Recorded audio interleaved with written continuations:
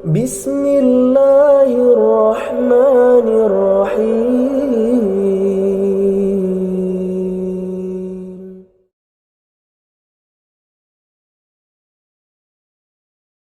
نحمده ونستعينه ونستغفره ونعوذ بالله من شرور أنفسنا ومن سيئات أعمالنا من يهده الله فلا مضل له ومن يضلل فلا هادي له وأشهد أن لا إله إلا الله لا شريك له وأشهد أن محمدا عبده ورسوله صلى الله عليه وعلى آله وأصحابه ومن تبعهم بإحسان إلى يوم الدين وسلم تسليما كثيرا أما بعد.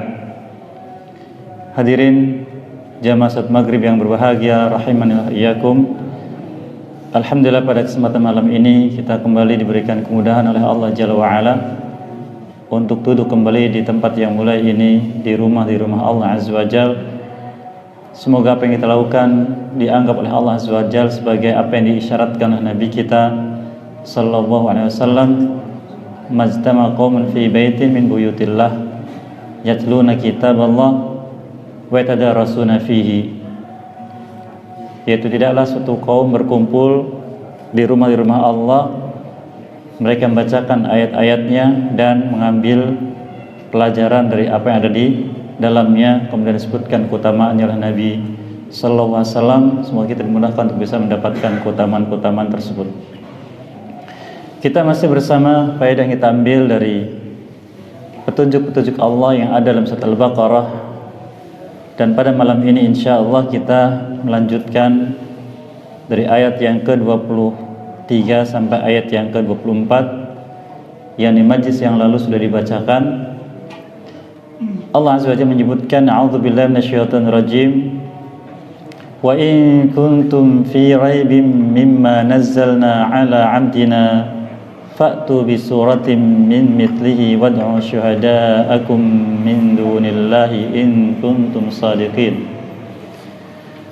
Dan jika kalian, wahai kaum musyrikin, dalam keraguan akan kebenaran dari apa yang telah kami turunkan kepada hamba kami, itu Nabi kita Muhammad sallallahu alaihi wasallam, maka silahkan oleh kalian hadirkan satu surat saja semisal dengan yang ada dalam Al-Quran, dan serulah saksi-saksi kalian selain daripada Allah jika kalian memang benar dalam tuduhan kalian, kalau kitab ini bukan dari Allah tapi kedustaan yang diadakan oleh Nabi sallallahu alaihi wasallam.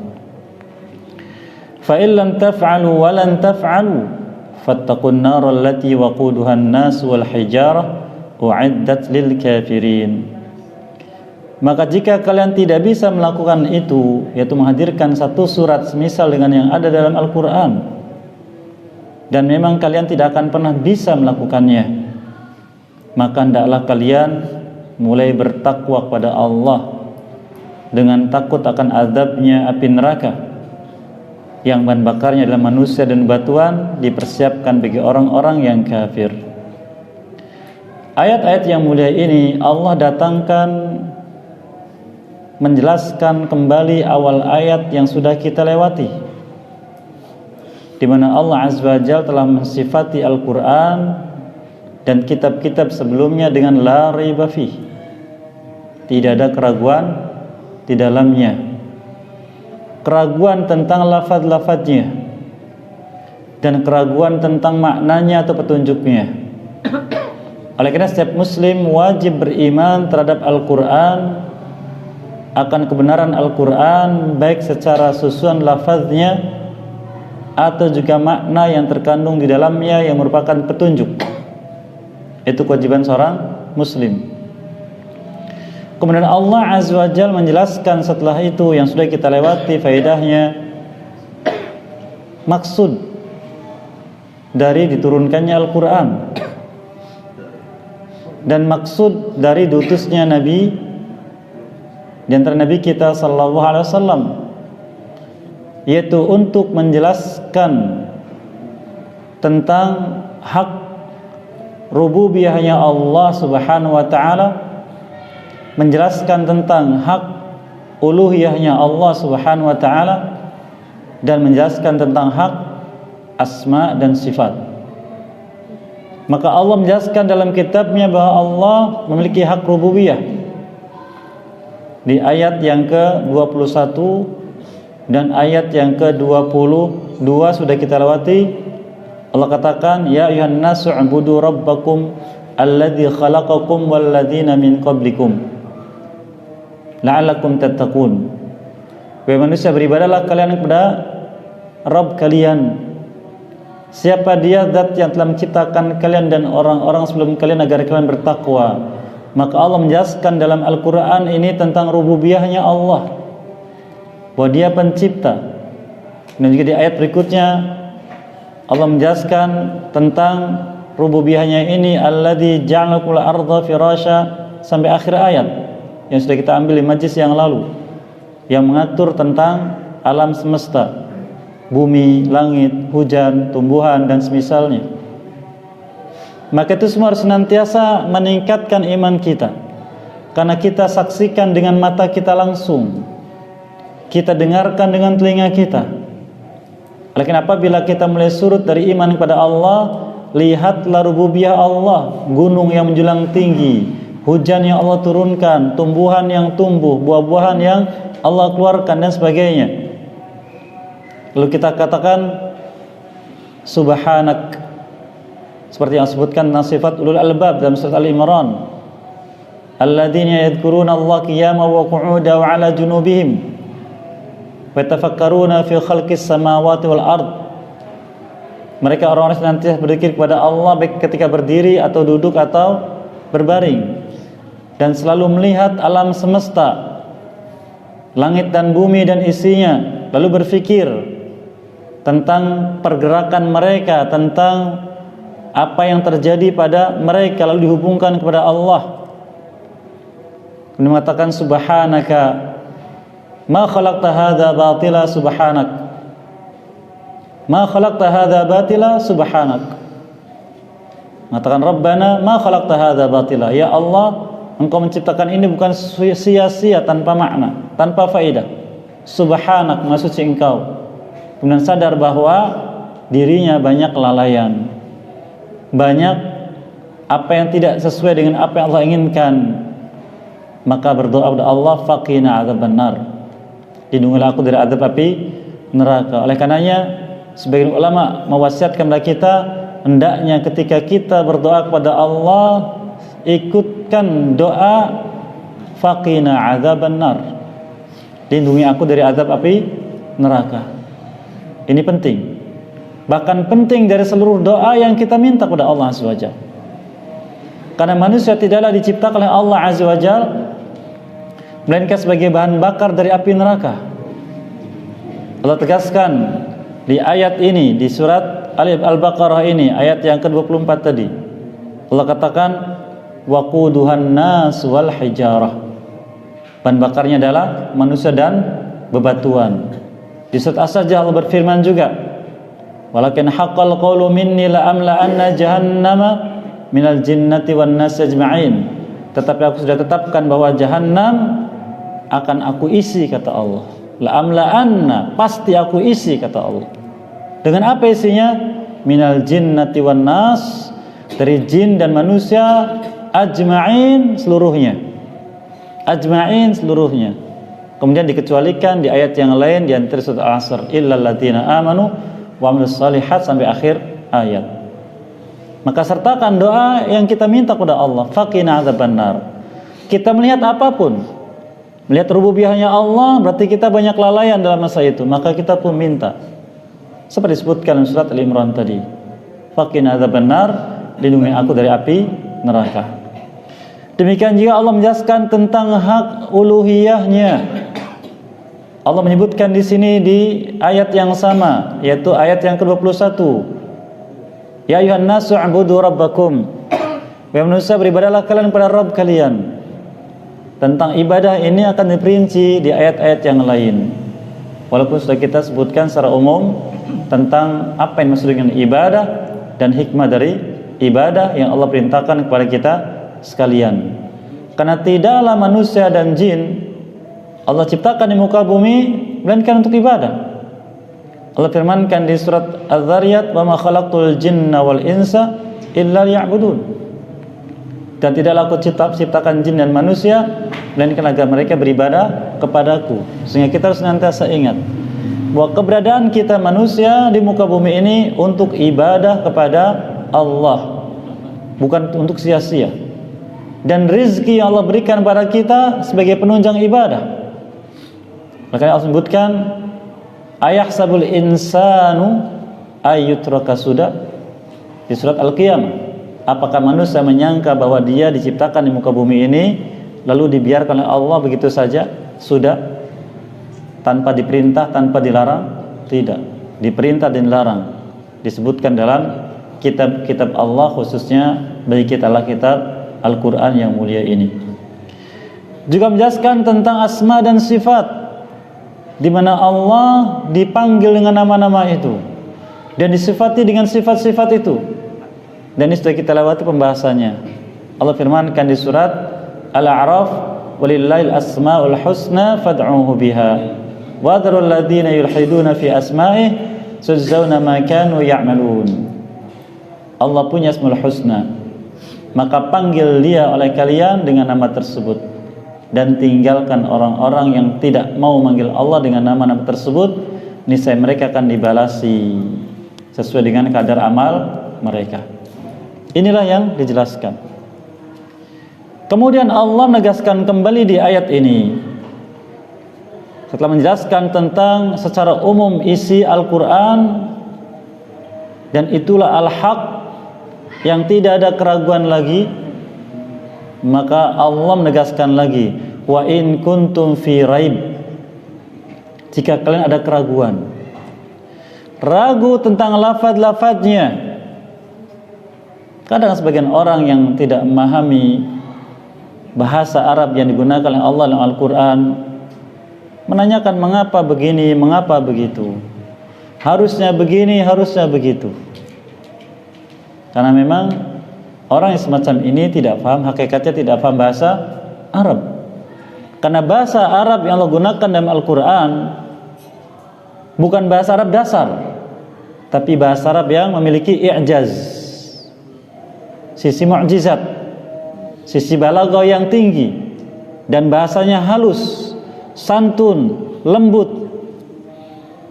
Hanya orang-orang yang faham akan hakikat bahasa Arab itu sendiri yang faham, yang mengerti.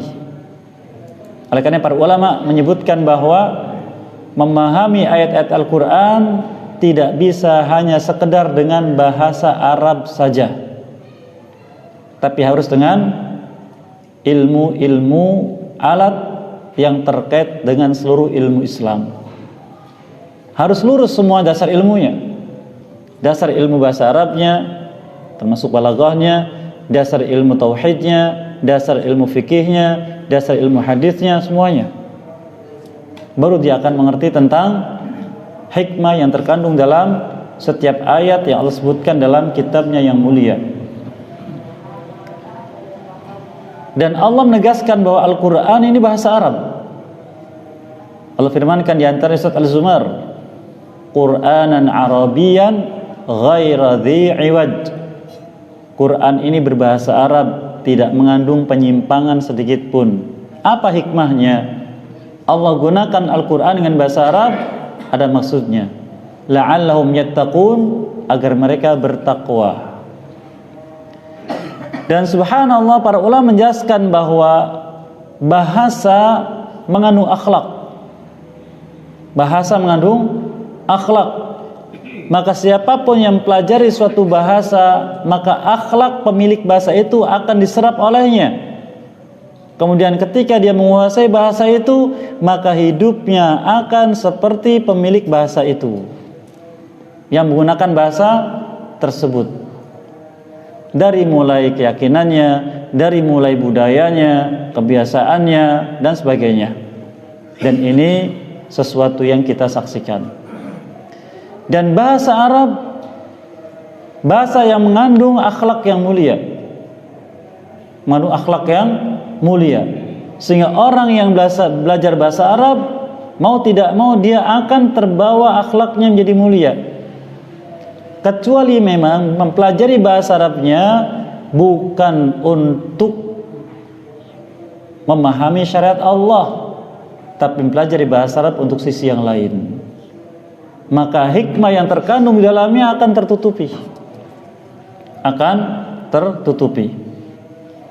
Kita kembali, wa in kuntum fi raib, jika kalian betul dalam keadaan ragu terhadap kitab Allah ini. Ragu tentang apa? Ragu tentang petunjuknya, akan kebenarannya. Sehingga orang-orang musyrikin menuduh Nabi SAW dengan asy-syu'ara, tukang syair. Kalau sudah dituduh dengan tukang syair, ini bukan tuduhan pujian.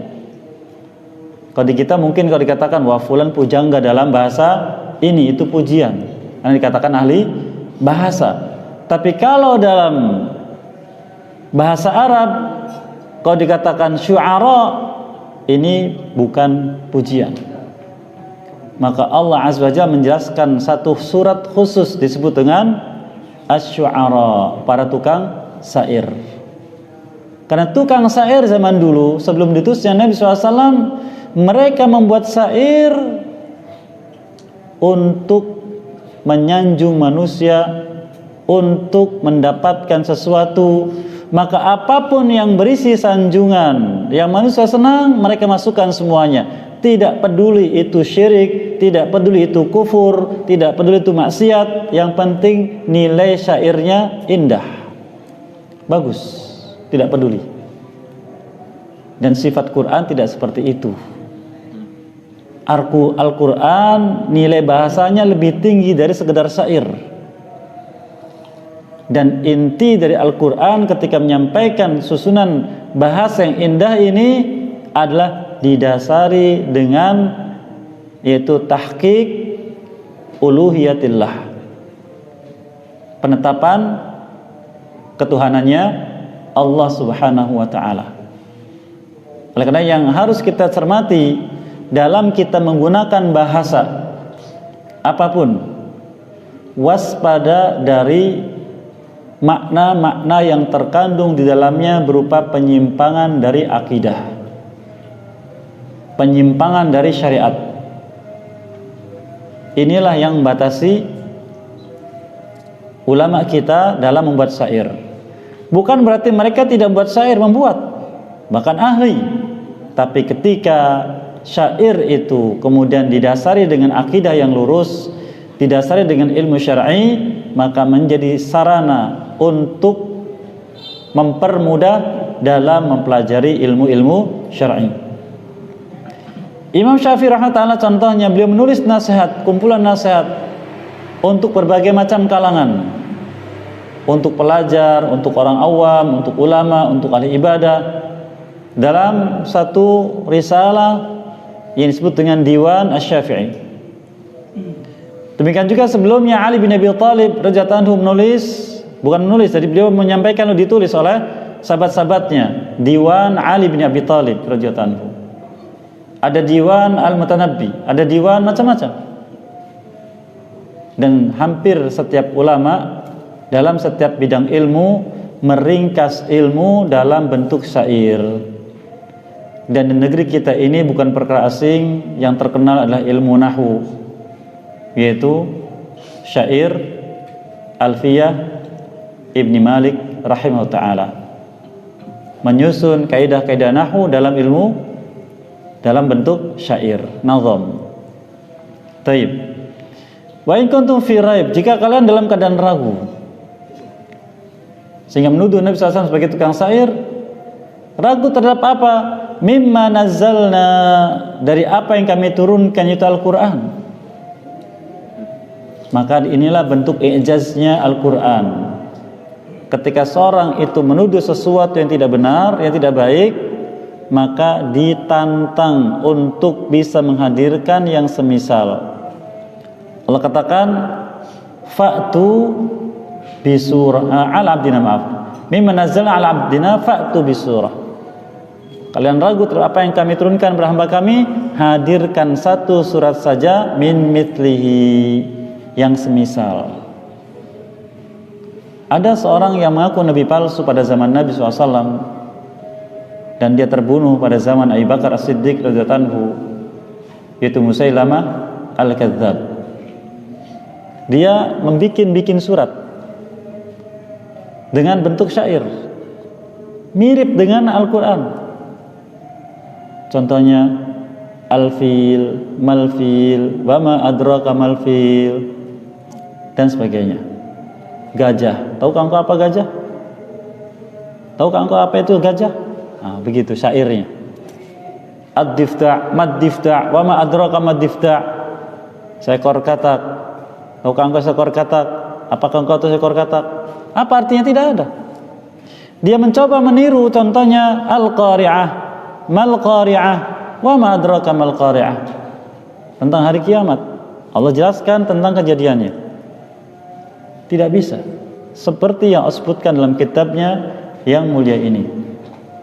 Dan di antara kandungan i'jazul Quran, kata sebagian ulama, mukjizatnya Quran, Allah memberikan tantangan kepada manusia yang menganggap Quran ini penuh dengan kerancuan dan keraguan, penuh dengan penyimpangan-penyimpangan. Allah Azza wa Jalla menyebutkan tentang hal tersebut, tantangan ini, dari pertama semisal Quran. Allah turunkan lagi dengan asyra suwarin, 10 ayat Quran. Tidak bisa yang paling sedikit, yaitu satu surat saja. Namun mereka pun tidak mampu.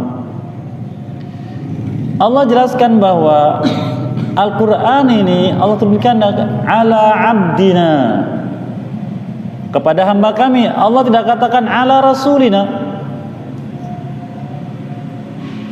padahal yang mendapatkan wahyu adalah siapa?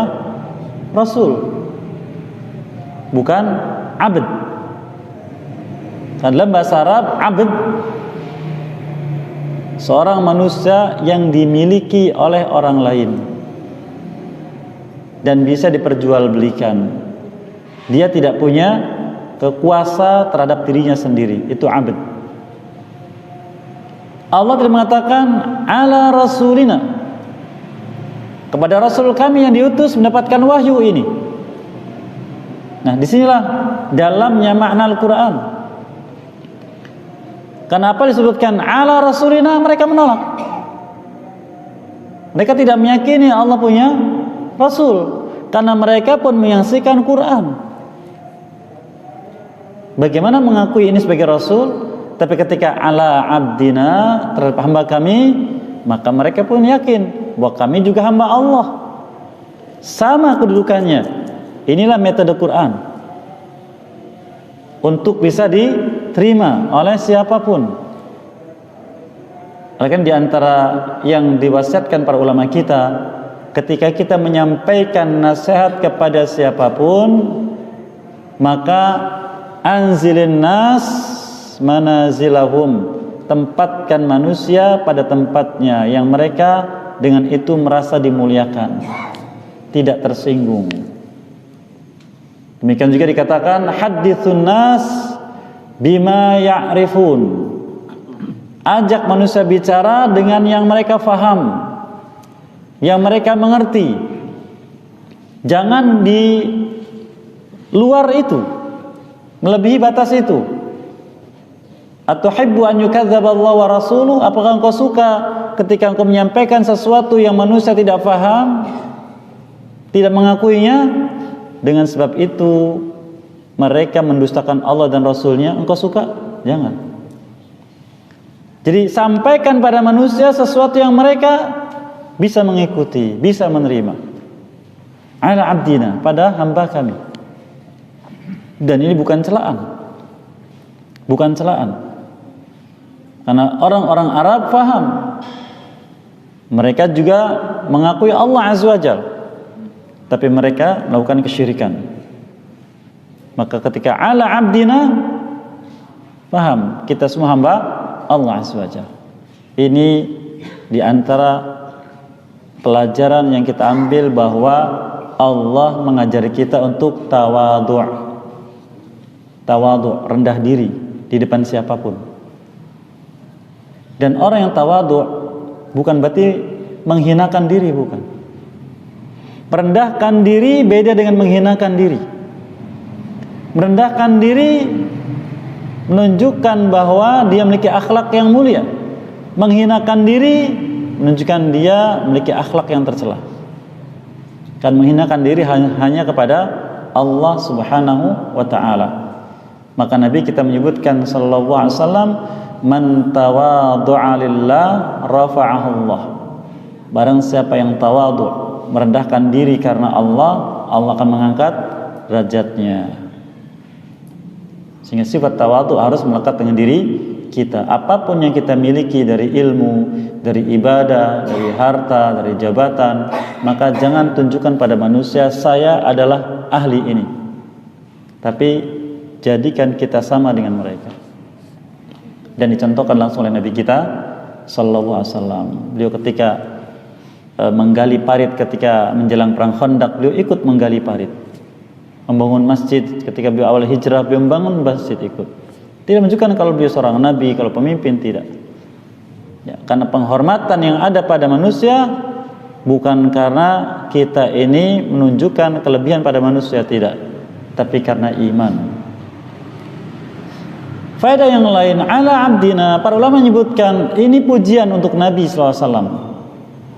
Karena pengakuan langsung dari Allah bahwa beliau adalah Abdullah, hambanya Allah.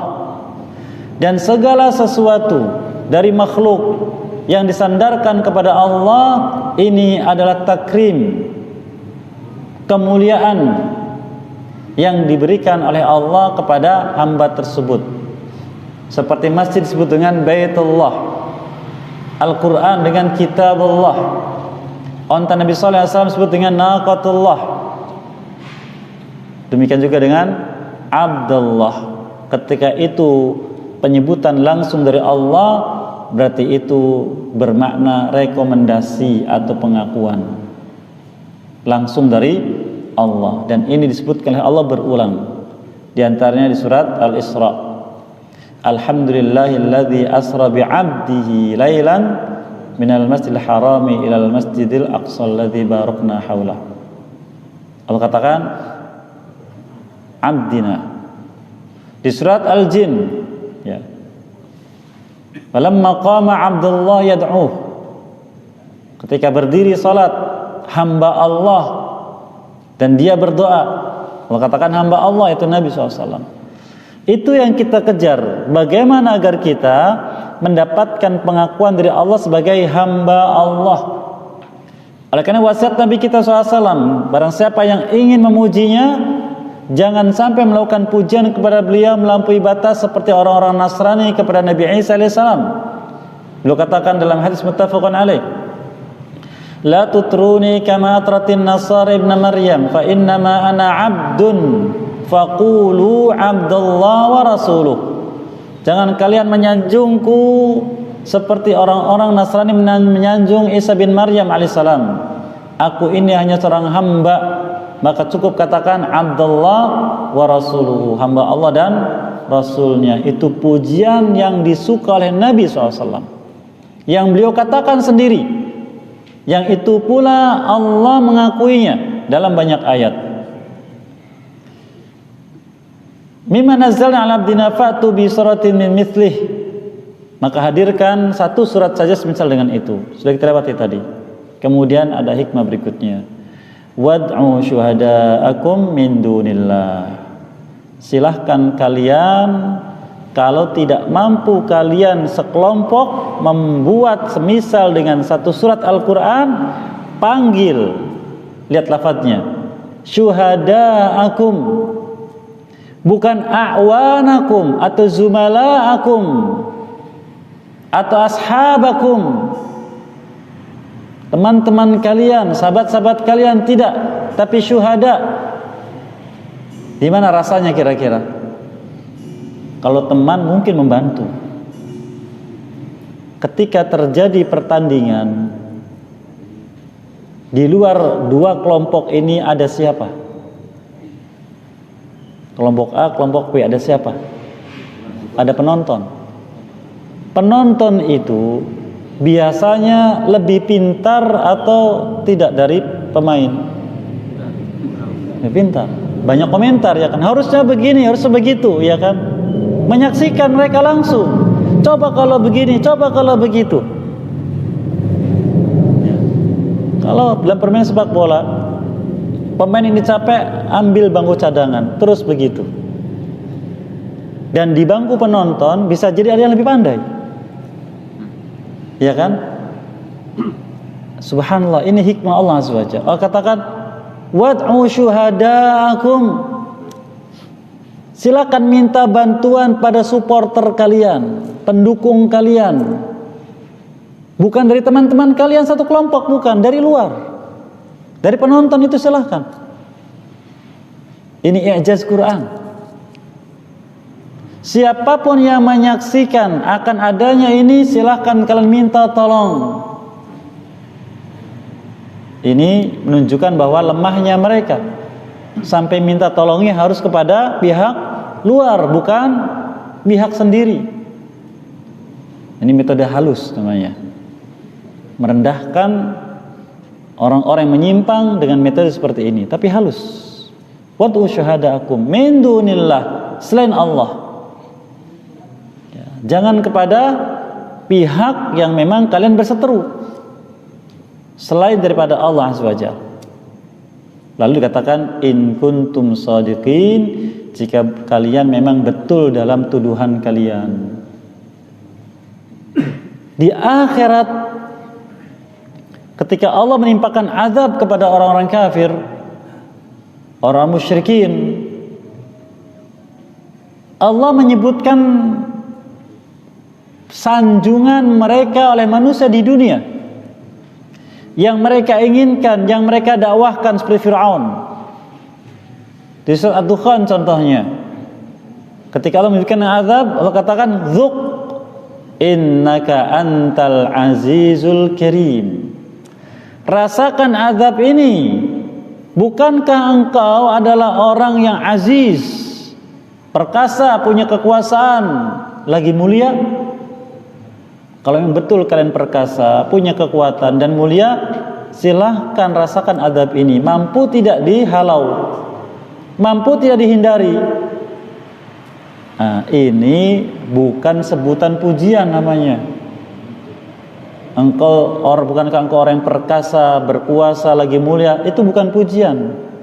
Ketika makomnya makom idlal atau tadlil, saat dihinakan, justru itu sesuatu yang sangat menyakitkan. Nah, ini metode Al-Quran. In kuntum shadiqin, jika kalian betul dalam tuduhan kalian bahwa Quran ini begini, bahwa Nabi SAW demikian, silahkan panggil teman-teman kalian, bahkan selain dari mereka, dari para saksi. Maka ketika mereka tidak bisa memenuhi apa yang Allah tantangkan tersebut, Allah menegaskan tentang nilai khusus Quran. Allah firmankan di ayat berikutnya, fa illam taf'alu, dan jika kalian tidak mampu melakukannya, melakukan apa? Membuat semisal Quran walau satu surat yang paling pendek, paling ringkas. Walan taf'alu, dan tidak akan pernah. Katakan walan taf'alu, yanulil abad fi hadhihi dunya. Selamanya kalian tidak akan mampu, tidak akan sanggup. Maka kalau seperti itu, fattaqun nar, bertakwalah kalian kepada Allah dengan takut dari azab api neraka. Ini maksud. Karena memang manusia diperintah oleh Allah untuk bertakwa. Diperintahkan langsung, ya ayuhan nasu taqu rabbakum, wahai manusia bertakwalah kepada Rabb kalian. Diperintahkan khusus, ya ayyuhalladzina amanu taqullah, orang beriman bertakwalah kepada Allah. Diperintahkan dengan sarana, ya ayuhan nasu ubudu rabbakum alladzi khalaqakum walladzina min qablikum la'allakum tattaqun. Dan masih banyak ayat yang semisal dengan itu. Apa itu takwa? Puncak dari takwa adalah menghindari segala sebab yang menghantarkan pada murka Allah. Menghindari segala sebab yang menghantarkan pada murka Allah karena takut akan azabnya. Maka itu puncak dari takwa. Dan takwa itu pernah kita sebutkan isinya iman dan amal saleh. Iman dan amal saleh. Iman dan amal saleh tidak akan tercapai kecuali dengan ilmu.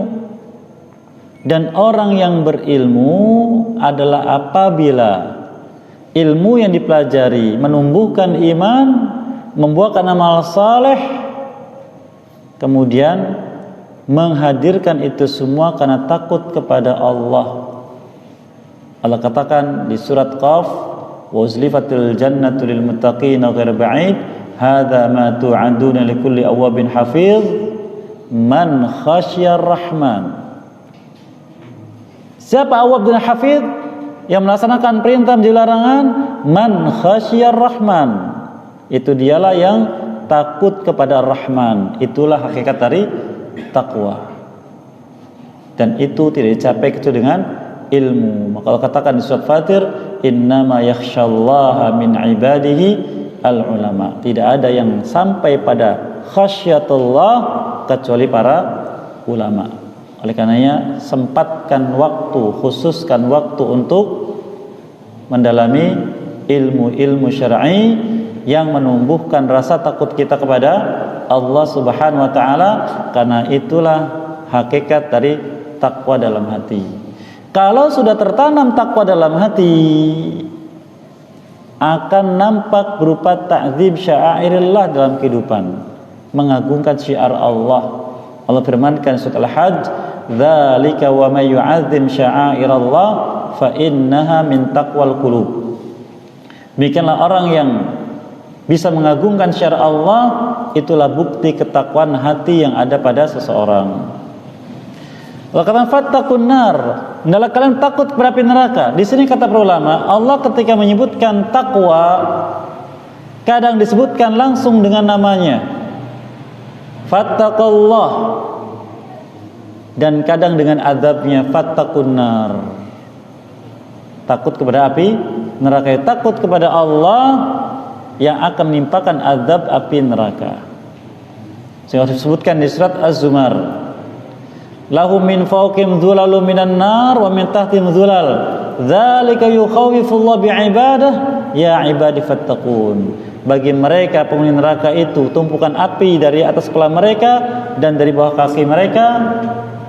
Demikianlah Allah menakut-nakuti mereka, wahai hambaku sekalian, bertakwalah kalian kepadaku. Jadi takwa kepada Allah disandarkannya atau kepada api neraka. Kemudian menyebutkan tentang apa isi api neraka, waquduhan nasul hijarah, bahan bakarnya adalah manusia dan bebatuan. Kemudian katakan uiddat lil kafirin, dipersiapkan bagi orang yang kafir, yang mengingkari Al-Qur'an seluruhnya atau sebagiannya. Dan ini juga kata sebagian tafsir, lafaz uiddat dalalah ala wujudiha, menunjukkan akan sudah adanya api neraka, dan tidak ada yang disihi tentang wujudnya api neraka kecuali orang-orang Khawarij dan juga Mu'tazilah serta semisalnya. Insya Allah akan kita ambil faedah berikutnya terkait tentang masalah ini di ayat-ayat yang menjelaskan hal tersebut. Apa yang baik semoga diberkahi dan dimudahkan untuk bisa mengamalkannya, dan apa yang keliru semoga dimaafkan dan diampuni dosa kita. Barangkali ada yang ingin disampaikan, persilahkan nanti setelah azan Isya. Tafadhal. Seorang anak yang kedua orang tuanya meninggal, salah satu berbuat baiknya dengan melakukan haji badal kalau orang tuanya meninggal, tapi dia belum pergi haji orang tuanya. Tapi sebagian orang mengatakan hadis yang tentang haji badal ini bertentangan dengan Al-Quran surat An-Najm. Jadi hadis ini tidak bisa dipakai sebagai hujah, padahal hadis ini sahih. Bagaimana tanggapan Ustaz menghadapi orang yang demikian? Baik, barakallahu fikum. Apabila kita bicara tentang masalah al-ahkam al-fiqhiyah, hukum-hukum fikih, maka patokan kita dalam berpendapat adalah apa yang sudah dikeluarkan pendapatnya oleh para imam yang masyhurin dalam mazhab, minimalnya 4 imam. Imam Abu Hanifah, Imam Malik, Imam Syafi'i, dan Imam Ahmad rahimahullah ajma'in. Karena selain mereka ada mazhab lain yang karena kerasnya sehingga tidak banyak yang mengikuti, yaitu mazhab Zahiri.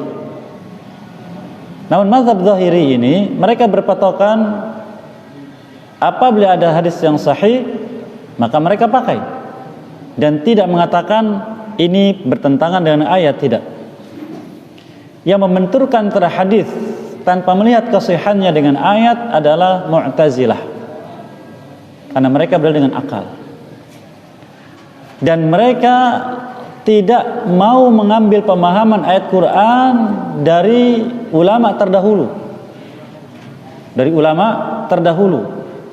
Mereka mengambil hanya sesuai dengan akal mereka saja, yang sandarannya adalah pertama, bahasa Arabnya faham namun masih tingkat dasar tadi. Kemudian menggunakan akal namun akalnya tidak sehat, karena mencoba untuk membawa ayat digiring ke sana dan kemari. Yang ketiga dengan filsafat. Maka ini penyebabnya. Namun bila kita kembali kepada ulama terdahulu, kita akan jumpai mereka tidak membenturkan ayat dengan hadis. Ini yang pertama. Yang kedua, ayat-ayat tadi yang menyebutkan wa allaisa lil insani illa ma sa'a, bagi manusia tidak akan mendapatkan bagian kecuali apa yang sudah dia usahakan. Ayat ini bicara tentang al-jaza fil akhirah, balasan di akhirat. Ini untuk kebaikan, lil insan, li kebaikan. Sebelumnya wala taziru waziratu wizra ukhra, berulang sebutkan di surat An-Najm, di surat Fatir, dan yang lainnya. Seseorang tidak akan menanggung dosa orang yang lain. Di mana? Di akhirat. Nafsi, nafsi. Namun ketika masih perjalanan hidup di dunia dan dunia masih belum hancur, belum hari kiamat, maka walaupun seseorang sudah berpindah alamnya di alam kubur yang merupakan kategorinya alam akhirat, maka ketika proses amal di dunia masih berlangsung, maka mereka pun mendapatkan bagian amalnya yang mereka menjadi sebab. Bila sebab kebaikan, kebaikan. Bila sebab keburukan, keburukan. Oleh karena tidak ada yang menyangkal hadis muttafaqun alaih. Idza mata ibnu Adam inqata 'amalu illa min thalath. Tidak ada yang menyangkal. Jika anak Adam sudah mati, terputus dari amalnya, yaitu dia tidak bisa lagi beramal sehingga menambah pahala. Tidak bisa. Kecuali dari 3. Hadis ini tidak menyangkal, termasuk Mu'tazilah mengakui, yaitu bila dia ketika hidupnya pernah mengajarkan ilmu, nasihat diamalkan oleh manusia, mereka mengamalkan, dia dapat pahalanya terus. Punya wakaf, sedekah jariyah masih dipakai, contohnya masjid ini, maka orang yang sudah wafat dia dapat pahalanya terus selama masjidnya masih ada. Dan yang ketiga, waladun salih yad'u lahu, anak saleh mendoakannya, maka dia terus mendapatkan pahala. Padahal orang itu sudah tidak ada di dunia, tapi ketika hukum dunia masih berlangsung, maka mereka masih mendapatkan kebaikannya, termasuk juga kejahatan yang mereka menjadi sebab. Di hadis yang lain disebutkan, man sanna fil islami sunnatan hasanah falahu ajruha wa ajru man amila biha min ghairi an yankusa min ujurim syai'a wa man sanna fil islami sunnatan sayyi'ah fa alaihi wizruha wa wizru man amila biha min ghairi an yankusa min auzarim syai'a atau kama qala sallallahu alaihi wasallam. Barang siapa mencontohkan amal yang baik di dunia ini, maka dia mendapatkan pahala amalnya itu dan pahala orang yang mengamalkan contoh itu tanpa mengurangi pahala mereka sedikit pun. Mereka dapat pahala, dia dapat pahala tambahan. Demikian juga orang yang mencontohkan amal yang buruk, maka dia dapat dosanya dan dosa orang mengikuti amalnya tanpa mengurangi dosa mereka sedikit pun. Ini hadisnya umum, dan dalam kaidah usul fikih Apabila ada dalil umum diamalkan sesuai dengan keumumannya sampai datang dalil yang mengkhususkan. Maka ketika kebaikan dapat, begitu juga dengan keburukan. Sampai dunia hancur, ditegakkan negeri akhirat, maka ayat tadi baru berlaku. Wa allaisa lil insani illa ma sa'a. Ketika terjadi kekeliruan pemahaman ayat tadi, maka kelirulah akhirnya terhadap yang lain. Seperti itu. Padahal ayat sama antara Al-Quran dengan hadis tidak mungkin bertentangan. Tidak mungkin bertentangan. Kalau menurut kita bertentangan, itu karena pertama ilmu kita belum sampai. Kita tanya pada orang itu, Anda paham bahasa Arab sejauh mana? Belajarnya dari siapa? Anda paham ayat ini tafsirnya dari mana? Paham tidak kaidah-kaidah tafsir? Dasar-dasar ilmu tafsir? Anda mengatakan hadis bertentangan, Anda paham tidak ilmu hadis? Lebih paham Anda atau lebih paham Imam Ahmad? Lebih paham Anda atau lebih paham Ibnu Katsir rahimahullah? Seperti itu. Saya nggak tahu, cukup kalau begitu. Menunjukkan Anda memang mengikuti hawa nafsu. Allah a'lam bishawab. Saya kira cukup. Fadhal. Ada dua ayat atau satu ayat. Was'alu ahla dzikri kuntum la ta'lamun wa idza khatabul jahiluna faqulu salama. Baik. Soal Wa idza khatabul jahiluna faqulu salama. Jadi kalau orang yang bagaimana ngereka bukan Ustaz. Baik, barakallahu fikum. Dua ayat tadi, pertama fas'alu ahla dzikri in kuntum la ta'lamun. Bertanya kepada ahli dzikir jika kalian telah mengetahui. Kemudian di ayat lain di surat Al-Furqan katakan wa ibadur rahmanil ladzina yamshuna al-ardi hauna wa idza khatamul jahiluna qalu salama. Orang yang ibadur rahman, hamba pilihan Allah adalah bila berjalan di muka bumi dengan penuh ketenangan, penuh tawadhu'. Dan bila ada orang komentar tentang macam-macam tentang dirinya, qalu salama. Tidak ada ucapan balasan yang buruk, tapi memberikan ketenangan. Dan di sini sebagian ulama menyebutkan bahwa ciri dari ahli zikir adalah orang yang jiwanya bersih. Jadi kalau kita tidak bisa wassalam sudah. Iya, ditinggalkan. Jadi ciri ahli zikir adalah orang yang jiwanya bersih. Tidak ada dendam, tidak ada permusuhan, karena maksudnya adalah bagaimana orang bisa mendapatkan petunjuk. Kalau menerima alhamdulillah, kalau tidak salama.